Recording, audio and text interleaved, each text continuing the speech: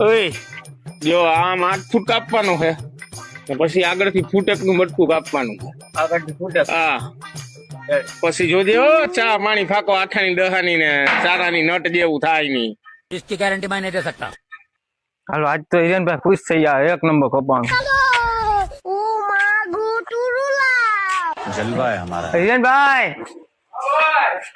હાલો કપાઈ ગયું તમે કીધું તું ને એમ આજ તો તમે ખુશ થઈ જાઓ